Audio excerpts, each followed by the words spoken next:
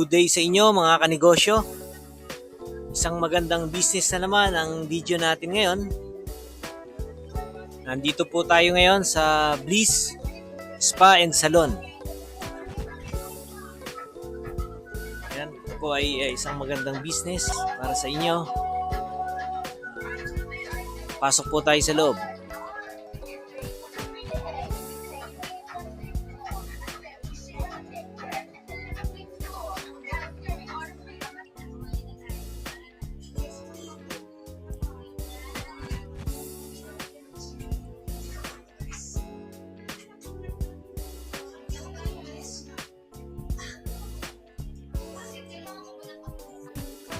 Okay, nandito na po tayo sa loob ng Bliss Spa and Salon. Kausapin po natin si Miss A, ang owner po ng Bliss Spa and Salon. Hello, good afternoon Miss A. Good afternoon po. Thank you so much po sa pagpapaunlak nyo sa amin. Nakausap namin kayo at pagtanong tungkol dito sa inyong business. Okay, gano'n na po katagal ang business nyo, ma'am? Kami po mag-8 years na po. Kung hindi ako nagkakamali, nag-start ako 2016. Ako lang muna, tapos kumuha lang ako ng isang assistant. So, actually, ang nanay ko ang assistant ko eh. So, dalawa lang kami.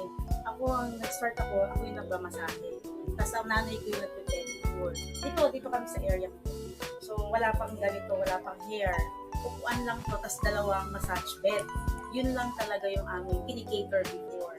Tapos later on, habang andito ka na rin sa negosyong ganito, nagsisimula, nakikita mo kung anong pangangailangan ng tao. Ano ba yung servisyo gusto nila? So, dahan-dahan ko siya dinadagdagan. So, kapag may konting income, nagdadagdag ako ng services. Tapos yung services, nagtitraining din ako at the same time, kasi kailangan bilang may-ari, alam mo kung paano yung serbisyong ginagawa mo, hindi ka dapat masyadong maas sa tao. Kasi nga sabi ko, nag-start na kami. Ako lang at saka ang mama ko. Then later on, dahan-dahan nag-hire na po ako ng tao. Dumami rin po ang tao ko. Nagkaroon ako ng 6, 7 tao. Then sumasakit po yung ulo ko kasi mahirap pala pag masyadong marami ang handle mo. Iba-iba eh. So, iba-iba sila ng attitude, iba-iba na. So, nahirapan po ako. To make the long story short, no? So, ang ginawa ko, dahan-dahan ko siya lang kinap. Nagbawas po ako ng tao. Pumili na lang talaga ako ng mga magagaling at mapagkakatiwalaan at yun talagang gusto nila yung ginagawa nila kagaya. Saka parang ang ginawa ko po, kumuha lang ako ng copy ko. Kung ano ako gumawa, gusto ko ganun din po sila. Kaya piling-pili lang po yung kasama. Yun po. Ayun, ang ganda po pala ng start niyo. So, parang family enterprises. Yes po. So, may knowledge na talaga kayo, ma'am, dito sa business pala. Yes po. Before kayo nag-start. Opo. Ano to, hilig ko to, bata pa lang ako eh. Nag-start ako parang mga 8 years old. Masamasahe. And then later on, na-discover ko na ito pala talaga yung gusto ko. Naging extra course ko siya. So, tinandaan ko yung sabi ng professor ko, dapat wag tayong magre-relay sa kurso natin. Maghanap tayo ng extra skill na kung saan mas madedevelop natin o ma-enhance natin. Yung talagang meron tayo. Kasi na-realize ko yun talaga yung magpapayaman sa atin. Kung ano yung hilig mo, ano yung gusto mo, yun talaga yung makakatulong sa'yo. No? Tama yun po. Yun po yung akin. Tama po. Dapat yung medyo enjoy ka rin doon sa kung ano yung business mo. Nung nag-start kayo, ma'am, magkano lang initial investment niyo? Nag-start ako actually. Wala pa nga akong perang, talagang nag-start ako. Nag-inquire lang ako. Ang may-ari ng pwestong ito ay old friend ko, old client ko sila, the whole family. Tapos, in-offer nila sa akin yung pwesto. 3 buwan ko pa itong tinengga, ang dami nag-inquire nito. So, after 3 months, binalikan nila ako. Kinausap nila ako, inupuan nila ako, ano bang problema, ba't mo pa masimulan? Sabi ko, nahirapan pa po ako sa pang-start. Sabi ng may-ari sa akin, sabi po ng yumaong may-ari ay, sige, bibigyan kita ng, wag ka na mag-deposit, sabi niya sa akin. Ang ipunan mo na lang yung pang-start mo. Ang ginawa ko, kinausap ko yung best friend ko, sabi ko, tulungan niya ako financially. Kasi that time, nagkakaroon pa ako ng OFW kami mag-asawa pero nagkaroon kami ng financial crisis. So, imagine, for 7 years, iba. So, wala pala sa lugar. Sabi ko, lumayo-layo pa ako, nandito lang pala ako sa lugar ko. ito lang pala, dito ko lang pala mahahanap yung talagang gusto ko, no? So, kung minsan, ang lessons ko doon, kung ano yung mga, huwag ka nang tumingin sa malayo. Tignan mo na lang kung ano yung kakayahan mo. So, doon ka lang mag-focus. Tapos pagyamanin mo siya, aralin mo siya. So, yun talaga yung nalaking tulong po sa akin. Yun. Ang galing po pala, no? So ngayon ma'am, mga ilan na po ang staff ninyo dito? Ngayon po, isa po ako sa staff din kasi hands-on po nga po ako. 2, 3, 4 po sila lahat. Nung nag-start kayo ma'am, anong mga unang mga gamit na na-acquire ninyo? Sabi ko Para nga sa po sa inyo, ganitong business. 2 massage bed lang po ako. Tapos 2 upuan. Yun lang po. Ayun. Galing. So, gano'n na po katagal ngayon, ma'am? Pang ilang years nyo na po sa business? Mag-8 years na po kami ngayon. Oh, wow. Tagal na po pala, na? So, nakapag-establish na rin po kayo ng mga Yes, po, regular ng- customers. Yes, po, ng customers natin. Napakahalaga po talaga yung relationship mo sa customer mo.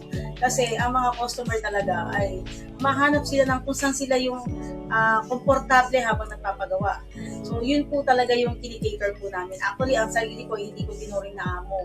Tinuring ko, sabi ko sa mga kasama ko, na ang amo natin, ang talaga dapat natin pagsilbihan ng maayos ay ang ating mga customer. Kasi po, before, kung ano, may balik ko lang ng konti, ako po ay nag-home service lang. So, ibig sabihin, ako po ay naghahanap ng kliyente. Pero po kasi ngayon, napakalaking blessing na po, na kliyente na po ang lumalapit sa akin. Ayun. Dahil nakilala na po, no? Yes po. Saka dito po sa lugar ninyo, kanina nung papunta kami, nagtatanong-tanong kami, kilala na po talaga itong Bliss Spa and Salon. Yes po. So, talagang naka-establish na kayo ng mga customers dito sa area ninyo. Yes po. Sa ngayon po, ma'am, sa inyong 8 years, no? 8 years. Yes po. Nasa magkano po ang mga average na income ninyo monthly? Kahit gross po. Kahit cross lang po. Actually, hindi po masyadong kalakihan. Pero more or less po kasi ang nilalaro ko lang, at least ma-hit ko lang, kahit nga 100K lang po. Kasi pambayad sa renta, pambayad sa manpower ko. Mahalaga sa akin ang manpower ko. Sila yung priority ko eh. Yung expenses po nito. Pang mga supplies po namin. At saka yung bills. Pag masustain lang po yung kahit maliit lang po matira sa akin, masaya na po. Actually, magkano ba yung maliit na tinatanong nyo yung halaga? Kasi yung minimum, kano po ba yung minimum ngayon? Yung po yung pinaka-rate ko. Ang liit lang, no? Paano nakaka-survive kasi minimum? Kasi po, ang happiness ko na lang is yung, di pa ako nag-stay. Andito po kasi yung bahay ko sa second floor. At the Okay. same time, kasama ko yung mga anak ko. So, Ayun. kung ako po ay nag-work sa labas, tapos wala rin naman sa minimum, or nasa minimum, nagastos pa ako ng pamasahe ko, pagkain ko, lahat, di ba? Tapos ang pinakamasakit nito, yung time consuming na papasok Tama sa po. trabaho ko. So, Yes, yun po tama. ako talaga umiiyak. Kaya po, napakasaya ko na I stay here, nag-work ako at the same time, nakikita ko pa ang mga anak ko, na-monitor ko pa sila. So, yun yung pinakamalaking, hindi matatapatan ng pera, no? Tama po. At saka ang pinakagusto ko lang dito sa ganitong ginagawa namin, bukod sa masaya ako sa ginagawa ko, yung na-appreciate ng tao. Doon po ako talaga masaya. Tapos pag na-appreciate nila, nagbibigay sila ng extra tip. So, parang wow. Minsan, payabangan kami mga kasama ko, wow, may extra tip din ako. Parang, iba yung happiness mo. Even a small amount na na-appreciate ka ng taong Tama ginagawa po, mo. tama. Iba yung saya mo eh. Sabi ko nga sa'yo, sa ginagawa namin, sobrang nakakapagod ko. Pero iba yung saya na dulot sa'yo. So, kaya po ako nag-i-stay, nagre-retain hanggang ngayon ay patuloy ko itong ginagawa. Sabi ko nga, buhay ko na to. Yan po. Saka yan po talaga mahalaga, ma'am, ano, yung nai-enjoy nyo, Yes yung po. inyong business. Diba? Masaya kayo dito. Dito talaga kayo mula pa noon. Sa mga nagbabalak mong mag-business ng ganitong salon, ano po ang may advice nyo, Bisay? Sa mga kagaya ko rin nung nag-start, no?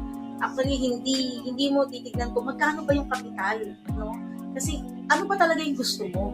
Yun yung una muna eh. Gusto mo ba talaga magnegosyo? Pag ikaw ang nagnegosyo, kailangan andyan ang iyong oras. Bibigay mo yung oras mo sa sarili ka eh. Tapos, meron ka rin syempre yung pangsimula. May backup ka pa rin kahit paano. Kasi kung wala kang backup, ang hirap. So, ibig sabihin, financially ready. Kahit maliit na, hindi mo naman kasi pagsimula kung lahat ito ay gagawin mo. Tapos, depende rin kung saan location. Kasi sabi ko nga sa'yo, nag-start lang ako 50,000 that time.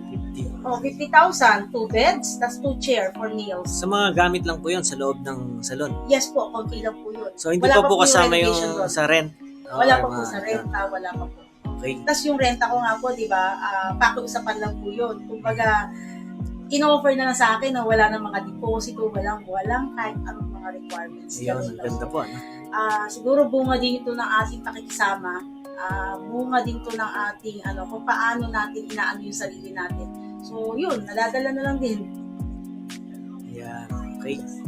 So, napakagandang business po sa ganung maliit lang pala na starting capital, no? Napalaki nyo na po Yes po. Pero in isa ko 8 years time. Yes po. Ang isa ko pa doon, dapat continuous po tayo nag-aaral. Continuous tayo nag-training. Ayun. Hindi tayo dapat masabing mahirap po. Kasi sa akin, bawal yung salitang hindi ko kaya eh. Lagi ko kahit may bago ako, actually hanggang ngayon nagtitraining ako ng tao.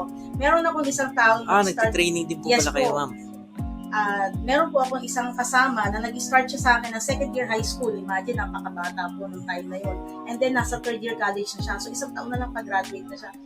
Ni-encourage ko sila, pinupush ko sila na ito ay hindi naman panghabang buhay. Pero kailangan mong magtiyaga at kailangan gusto mo rin yung ginagawa mo. So, nakakatuwa lang na ilang taon na lang mula ngayon ay ang bliss ay makakapag-graduate din ng isang estudyante. Wow, Kasi galing. actually, nung time ko, nung estudyante ako, ito yung kahinaan ko eh. Yung trabaho, actually sa mga ganitong lugar, mga barangay base, malaking tulong Yes, sa po. mga estudyante.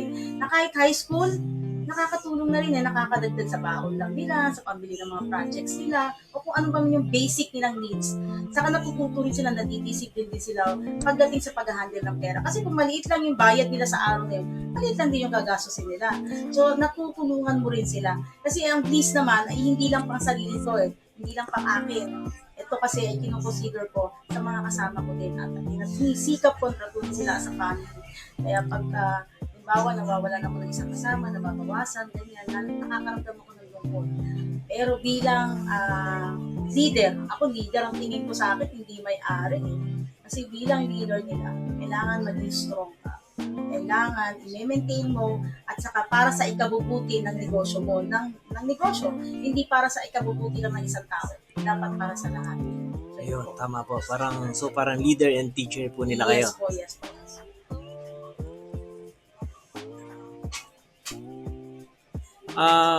Ano po ang mga services na ino-offer nyo dito ngayon?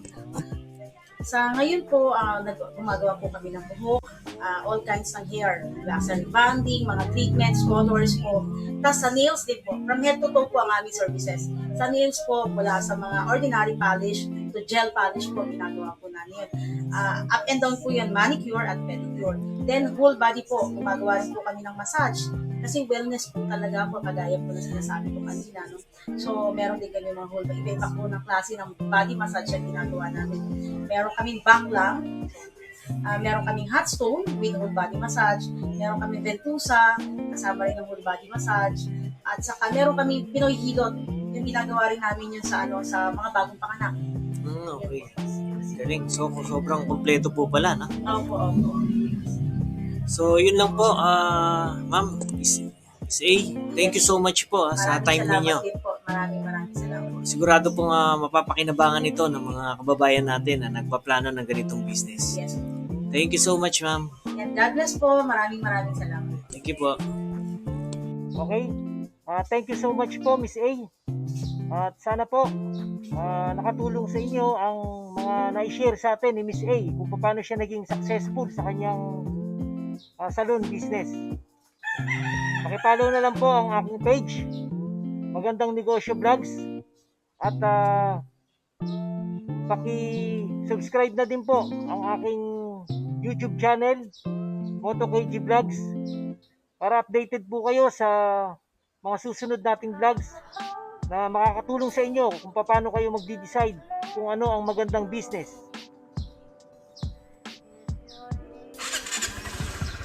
Okay, thank you so much for watching po.